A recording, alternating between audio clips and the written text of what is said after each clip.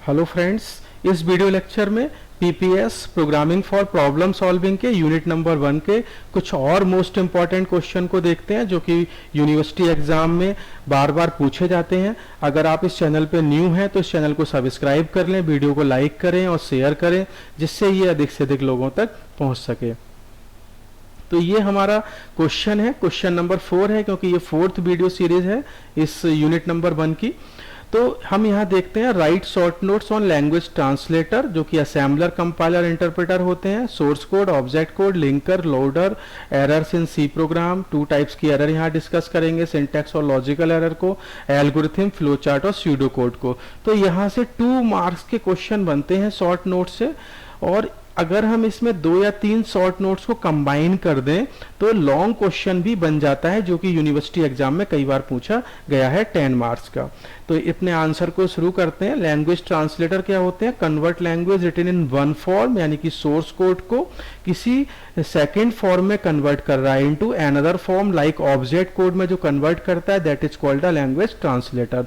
जिसका एग्जाम्पल हो सकता है असेंबलर। तो an assembler is a program that convert assembly language into machine code. It convert program written in assembly language into binary code. यानी कि assembler क्या करता है? असेंबली लैंग्वेज में जो प्रोग्राम लिखा हुआ है उसको मशीन कोड में कन्वर्ट कर देता है, that is read by processor. फिर हम देखते हैं कंपाइलर और इंटरप्रेटर को। तो यहाँ डिफरेंस मैंने लिया हुआ है और ये सेपरेटली भी पूछे जा सकते हैं। तो कंपाइलर क्या है? Compiler is also a language translator. It scan the entire program and translate it as a whole into machine code. ये एक साथ मशीन कोड में कन्वर्ट कर देता है। इंटरप्रेटर क्या करता है? इंटरप्रेटर भी यही काम करता है बट ये लाइन बाई लाइन करता है, स्टेटमेंट बाई स्टेटमेंट। मतलब ये पहले एक स्टेटमेंट को कन्वर्ट करेगा मशीन कोड में, फिर सेकेंड स्टेटमेंट को करेगा एंड सो ऑन।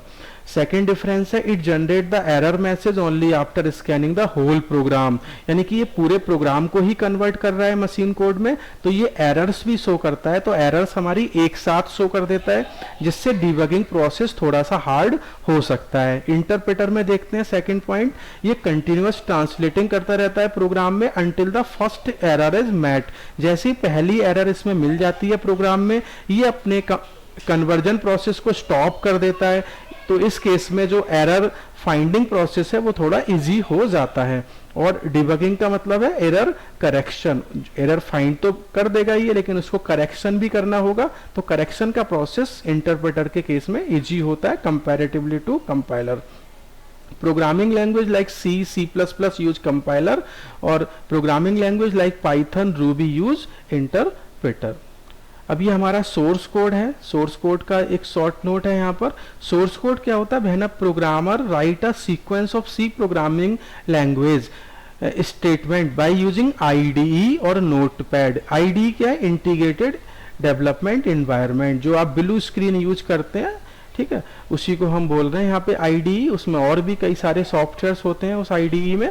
तो वहाँ पे जो आप प्रोग्राम को लिखते हैं बाय यूजिंग IDE और नोटपैड और उसको सेव करते हैं .c एक्सटेंशन फाइल से, इसी को हम बोलते हैं सोर्स कोड। अब है ऑब्जेक्ट कोड। ऑब्जेक्ट कोड क्या होता है? Is the output of compiler. जो हमारा कंपाइलर प्रोग्राम को कन्वर्ट कर रहा है किसमें?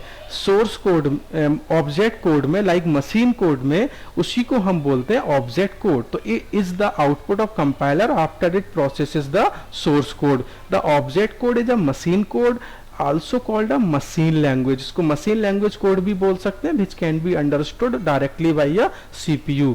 फिर है executable code. It is the output of a linker. ये लिंकर का आउटपुट होता है executable code after it processes the object code. यानी कि हम लिंकर को क्या देते हैं? ऑब्जेक्ट कोड देते हैं, जो कि आपके कंपाइलर का आउटपुट होता है, वो हमारा लिंकर को जाता है और लिंकर उस कोड को किस में कन्वर्ट करता है? एग्जीक्यूटेबल कोड में कन्वर्ट करता है।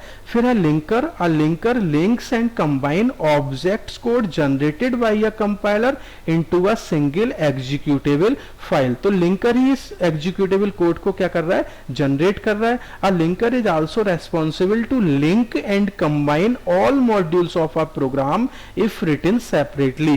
जैसे अगर हमने कोई मॉड्यूल क्रिएट किया प्रोग्राम से रिलेटेड, तो वो अलग सेपरेटली अगर वो डिजाइन और डेवलप किया गया है तो उसको ये कंबाइन करने के लिए भी यूज किया जाता है।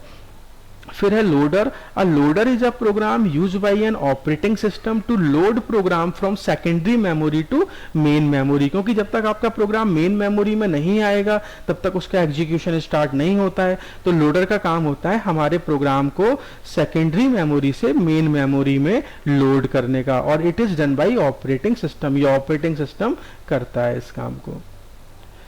फिर इसमें एरर्स हैं, एरर्स इन सी। एरर्स क्या होती हैं? Error is an illegal operation perform by the user which result in abnormal working of a program. जब तक हमारे प्रोग्राम में कोई ना कोई एरर रहती है तब तक हमारा प्रोग्राम प्रॉपरली वर्क नहीं करता। तो एरर्स हमारी कॉज करती हैं किसके?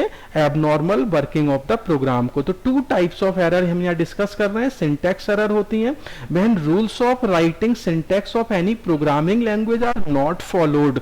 अगर हम रूल को फॉलो नहीं कर रहे हैं, किसी भी प्रोग्रामिंग लैंग्वेज के सिंटैक्स को फॉलो नहीं कर रहे हैं, उसकी वजह से जो एरर्स जनरेट होती हैं they are called the syntax error. तो इसमें ये कंपाइल टाइम एरर भी हम इसको बोल देते हैं, और इसको डिटेक्ट कौन करता है? कंपाइलर डिटेक्ट करता है। मोस्ट फ्रीक्वेंट सिंटैक्स एरर क्या हो सकती हैं? जैसे सेमीकोलन हम नहीं लगाएं या पैरेंथेसिस मिसिंग कर दें स्मॉल को या करली को, तो they are called the syntax error. फिर लॉजिकल एरर्स होती हैं। लॉजिकल एरर्स हमारी क्या होती हैं? जैसे अगर हम किसी प्रोग्राम को, हमारा एग्जीक्यूट तो हो रहा है लेकिन उसका जो आउटपुट है वो हमारे एक्सपेक्टेड आउटपुट के इक्वल नहीं है, यानी कि डिजायर्ड आउटपुट अगर हमें अचीव नहीं हो रहा है then it is called a logical error. ये किसकी वजह से होती है? राइटिंग रॉन्ग फॉर्मूला और रॉन्ग लॉजिक। जैसे एग्जाम्पल लिया हुआ है यहाँ पे, अगर हमें किसी सर्किल का एरिया निकालना है तो उसका फॉर्मूला होता है पाई आर स्क्वायर। तो अगर हम उसकी जगह लिख दें 2 इंटू 3.14 इंटू आर, यानी कि हमें निकालना तो एरिया था लेकिन हमने उसके सरकमफ्रेंस का फॉर्मूला लिख दिया, जिसकी वजह से हमारा प्रोग्राम हमें क्या करेगा? हमें डिजायर्ड आउटपुट नहीं देगा, एक्सपेक्टेड आउटपुट नहीं देगा। उसकी वजह से हमारी लॉजिकल एरर्स हो सकती हैं। नेक्स्ट है इसमें एल्गोरिथम।